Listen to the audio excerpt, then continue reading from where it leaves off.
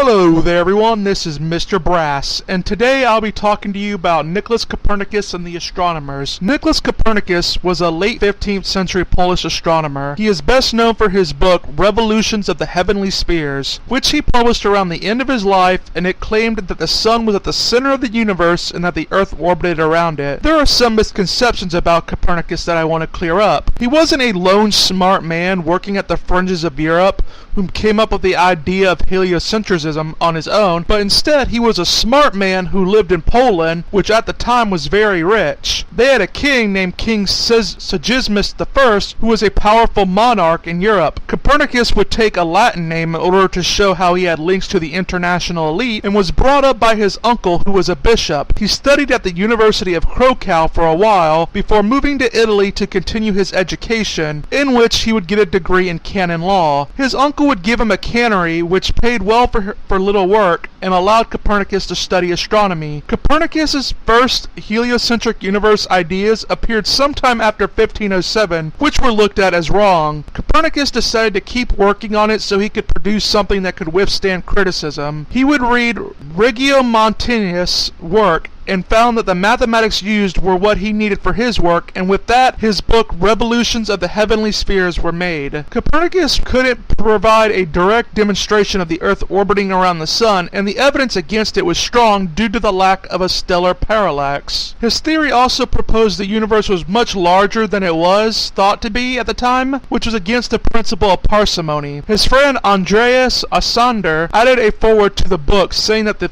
book was meant to be seen as a theory and not a fact. Contrary to popular opinion, he faced no threat from the Pope, and the book was even dedicated to Pope Paul III. Not long after this book was published and his death, the Catholic Church would use Copernicus's work to help reform their calendars. The reason why he waited so long to publish his book was because of all the scientific objections against it. It can be shown how open the Church was by noting that in 1533, Pope Clement VII got Johann Weidenstadt to deliver a lecture on Copernicus' theories and was even rewarded for it. Copernicus got his ideas that the Earth orbited the Sun partly from his belief in God, because he felt that the current models of the universe as promoted by Ptolemy were messy and couldn't have been designed by God, and spent a lot of time searching around books of philosophy for an alternative. Nicolaus would find Aristarchus of Samos, a Greek astronomer who believed the Earth orbited the Sun. Now he would take his name out of the final version of the book so he could focus on the Neoplatonism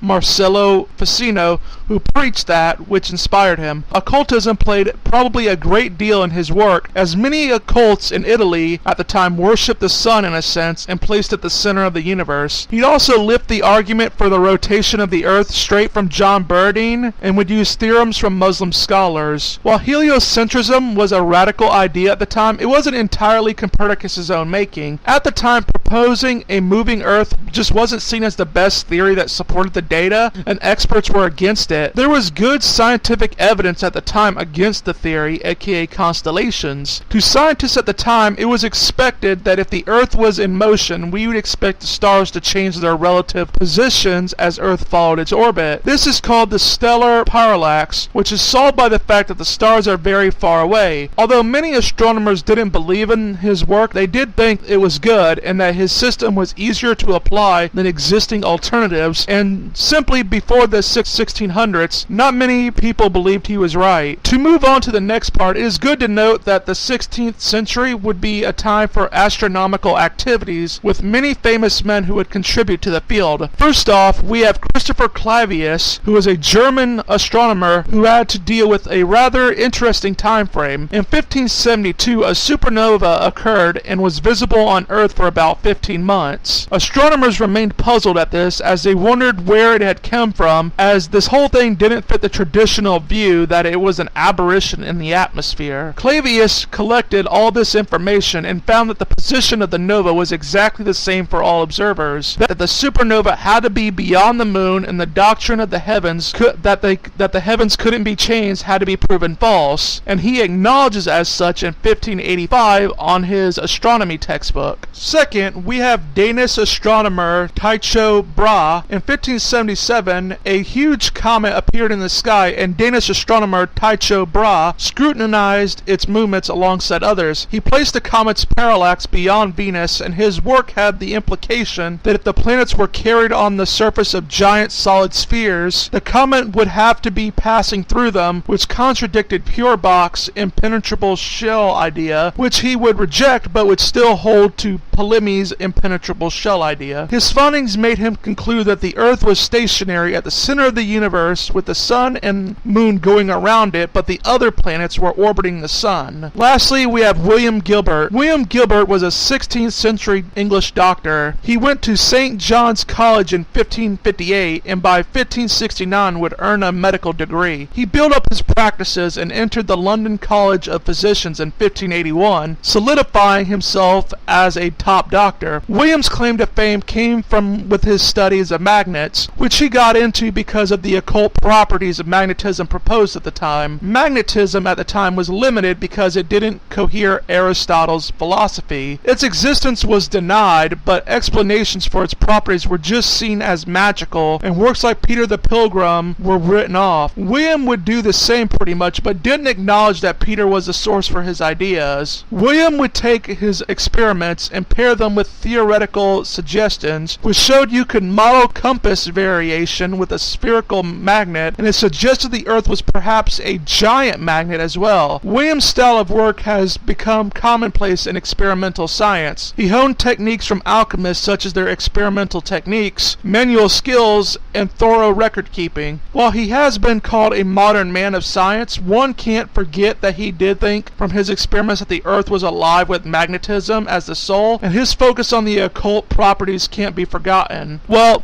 that is all for today. This is Mr. Brass saying goodbye and get wise.